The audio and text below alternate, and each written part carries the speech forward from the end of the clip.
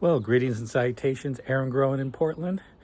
I thought we'd do a small garden tour today and check in, a little bit of a long format video. I'm going to try and keep it 20 minutes and under. Check in, let you know how things are going. We have a lot of things going on today. There's people installing roofs, lawnmowers going on, and that's just the way things are. I am in Portland, Oregon in the Park Rose District, Zone 9A. I am setting up a food forest. And let's go explore what's in the garden. All right, let's do this. All right, so let's get this tour started. We are going to start from this side of the garden today. And as you can see, these are all my tomatoes and cucumber and basil and zucchini buckets and things that I planted that I forgot all about. Those are definitely cucumber. Those are definitely pole beans. We've been getting a lot of rain lately, so I'm wondering if there's getting too much rain.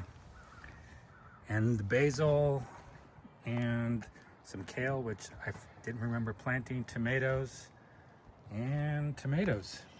And in here, in these 20-pound grow bags, I have a couple of trees, a persimmon and a pawpaw tree that definitely will get planted in ground, probably in the fall or early next spring. And these are all my russet potato grow bags, full of russet potatoes for, I don't know, for the season. I think that's more than enough, but when I'm done growing these, I'm gonna empty out the dirt and I'm gonna convert them into blueberry, because they're 20-pound grow bags, and I'm setting up a Spartan blueberry patch here. I have lots of other blueberries, which I will show you shortly, but hey, they just got planted in ground in these grow bags, and so they're a little stressed, which is perfectly fine, but they have lots of acid in the grow bags, because if you don't know about blueberries, blueberries need acidic soil right around the 5.0 pH range. These are my garden beds.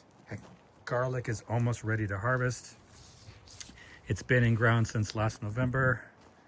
And here's Escape. One last one. I thought I got them all. I'll put that right in there, and I'll grill that tonight because they're great for grilling. Got some leftover lettuce in here and carrots. And as you can see, I've already picked off all the broccoli, and hopefully these onions will bulb later. And here's another thing I forgot to do, which was thin out the carrots so they're all bulked up, so I won't get big bulgy carrots, but you know, I'll have lots of little ones, and hopefully these onions here will get nice and bulby. Let's head into the backyard. This is a very cool area. I am growing another batch of raspberries. As you can see, they're just starting to get ripe, and I've been munching those, and so have the birds. These are two different, I think these are the same variety actually. And I just know they're June harvest variety. Don't ask me the actual variety. Here's my European pear tree, which is doing quite well. But it's still a young tree, and it dropped all its fruit, so no loss. Here is another raspberry patch. These are golden raspberries. These are the yellow ones, which are my actual favorite, but this is a new patch, so we're not gonna get any fruit this year. Another test garden bed, which I discovered this is not a prime location to put a garden bed. Nothing took up except for some kale and whatever that is. So I just the other day filled it up with watermelon and cantaloupe seeds for the summer, because I like watermelon and cantaloupes. It's all melons, but I'll probably move the garden bed because this is not an ideal location for it.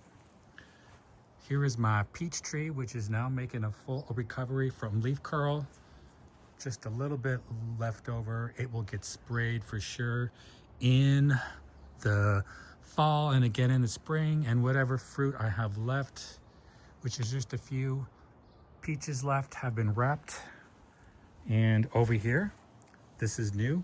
I found this grapevine recently, and I just threw this ladder. I forgot that I planted it. I put it in ground and gave it some fertilizer, and my God, a month later, it's already got some grapes on it, and it's quite happy here. So very cool. Got a little flower garden here. Nasturtium, looking good. Lots of fun stuff. Here is the wall of blackberries, and as you can see, there's many varieties here. They're doing well. We don't harvest blackberries till August, so there. And over on the other side of the fence are the chickens, but those are my neighbor's chickens, and we're gonna respect their privacy. This is a pluot tree, which is doing quite well. It will get a summer pruning because it's getting quite tall, but it's not ready to fruit yet. It's only actually a year old, and I can't believe how big it's getting. Lots and lots and lots of blackberries. More blackberries, berries, blackberries. This is an apple tree. This is a gala apple tree, and I decided this year to remove all the fruit because I actually wanted it to get some height and some character. And last year I made it grow 20 or 30 apples, and that was not a smart thing to do with such a young apple tree.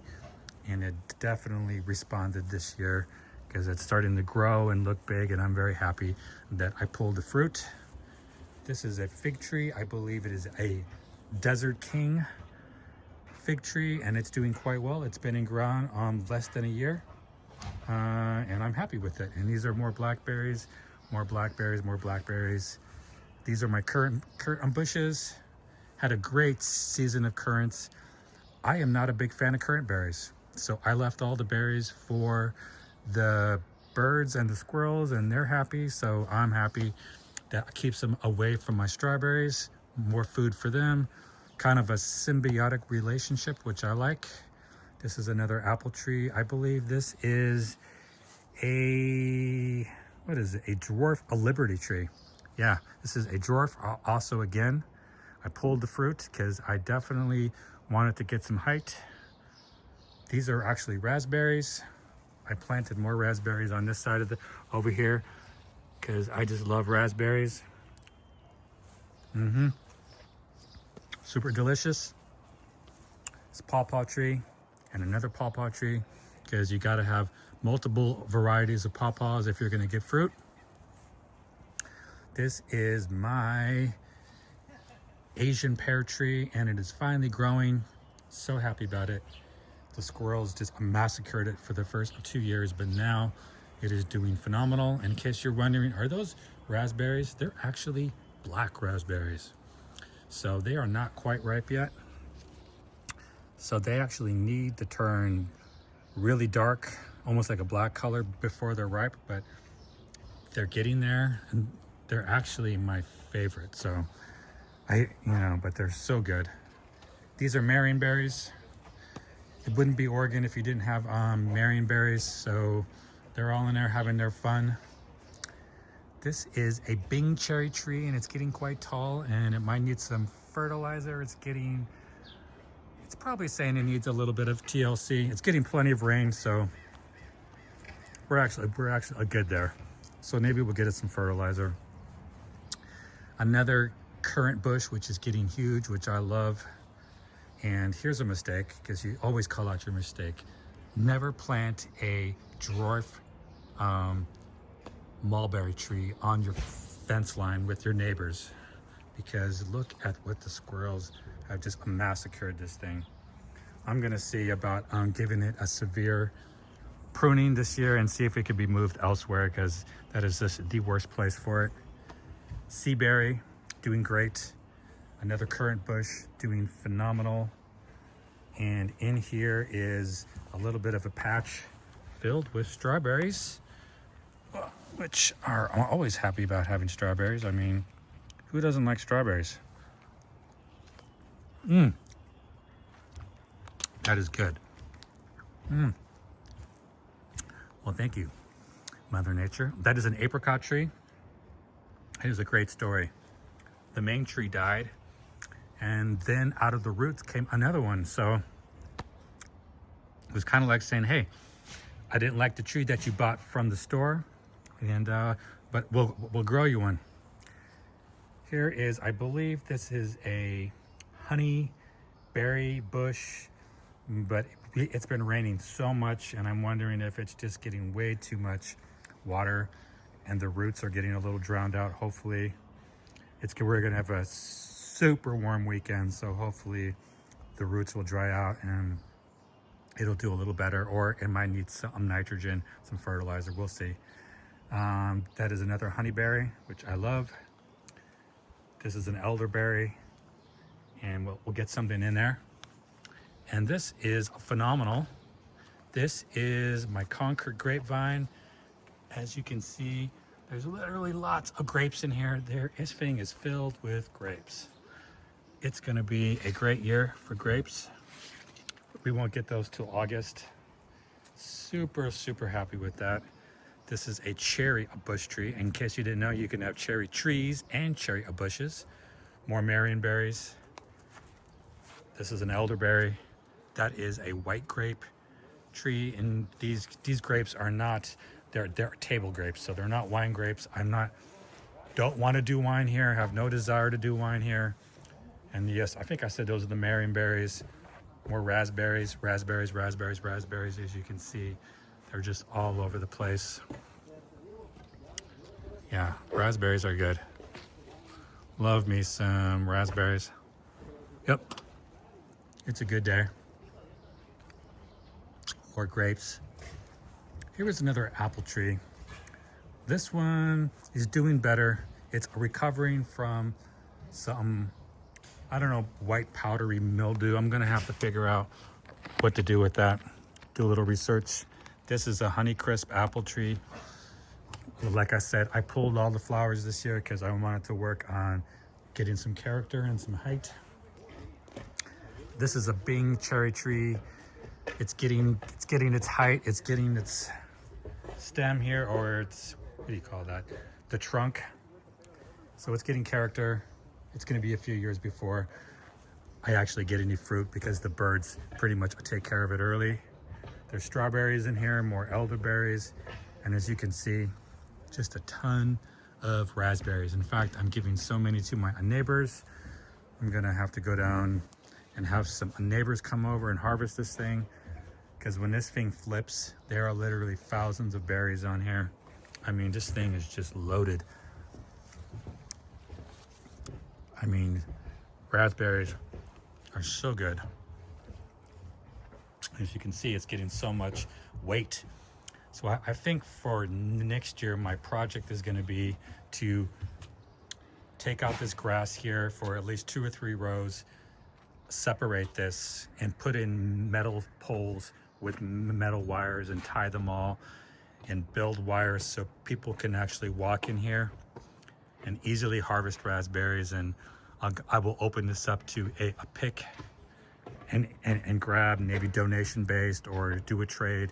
But I definitely want to open this up to the community and let them harvest all this food, because I hate to see it go to waste. And you can see the same thing on this side, just way more raspberries than I can deal with. There are so many raspberries, and the weight is just, I mean, not even these sticks can hold it up anymore. It's just insane. Look at all this fruit. Look at all this. And I harvested this morning, and I couldn't even pick it all. Just absolutely crazy. Here was my one apple tree, my granny apple tree that I am letting fruit this year, and I bagged the fruit. And I forgot to pull the weeds for my hood strawberries, which have pretty much already been harvested already. Maybe there's one left there. Let's see. It's not completely ripe, but let's see. Still tastes good.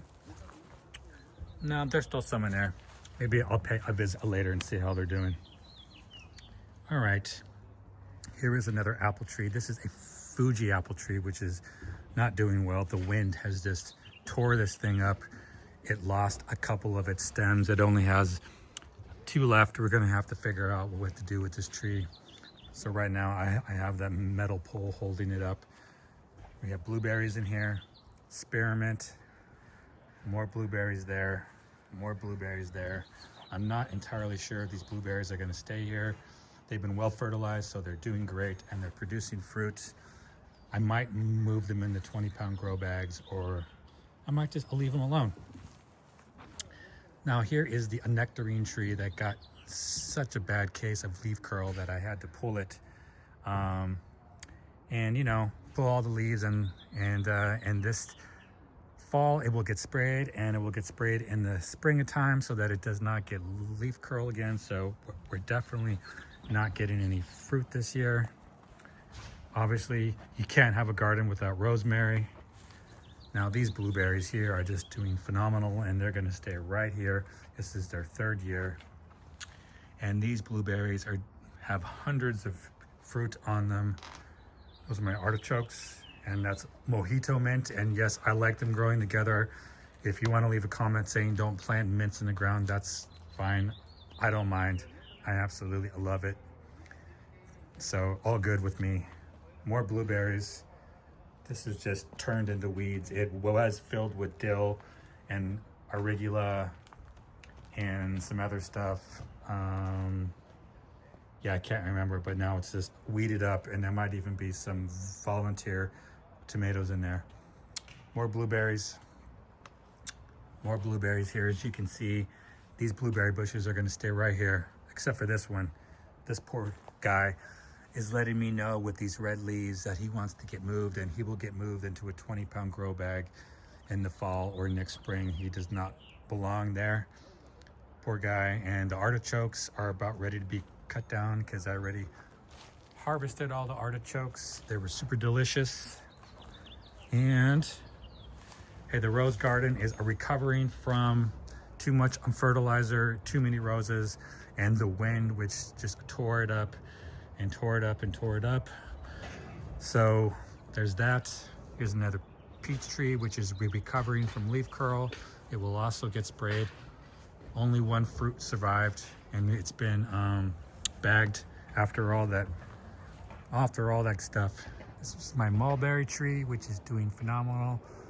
There's lots of fruit in there.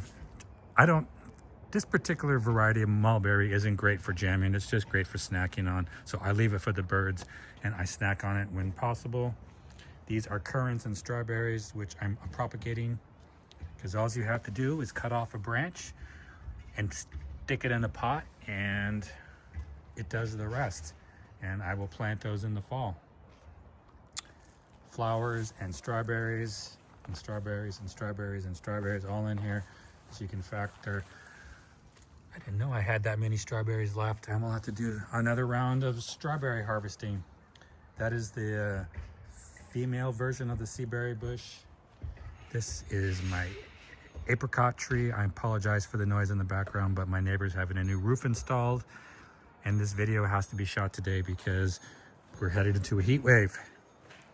These are more honeyberries, more honeyberries. Yeah, the fruit is pretty much done with. These are more currants in a pot. And this is why I want to grow all of my blueberries in containers. You get way more fruit. I mean, there are literally hundreds of blueberries on here, and they're doing so much healthier. They're so much happier. Though this one is telling me, why did I plant a strawberry in there? And I don't remember putting it in there. So in the fall here, this strawberry plant bush will definitely get moved somewhere else. I think this blueberry bush has lots of fertilizer and the soil is acidic, but I think that container's too small and it wants a new home. That's what it's telling me. All right, and this is my pride and joy. I laid down some cardboard and fresh compost and dished through in poppy seeds and nasturtium seeds, and I got myself a magical garden, flower garden, which gets all the pollinators in here. I just love that flower garden. These are temporary homes for some blueberry bushes. That is a Toro, and I believe this one is a pink lemonade. We might get a little samples this fall. More currant and honeyberries there. There's another garden bed for renegade tomato plants, which I think they come back every year. So maybe, I don't know what you call that, perennial. Because every year I throw the seeds in the ground and then they just come back every year. and they are the yellow variety. I guess you call them garden tomatoes, you know, salad tomatoes. So they're, you know, they're perfect. Another pluot tree which has some fruit on there, which is getting bagged. And here is a golden raspberry bush, which I'm not entirely sure should have been planted here. It's gonna get some fruit this year, and I've been snacking on it. We'll come back in a few days, except maybe we'll get one. Oh, no, not quite ready yet. Another honeyberry bush, another currant bush. Actually, I think this is hascaps.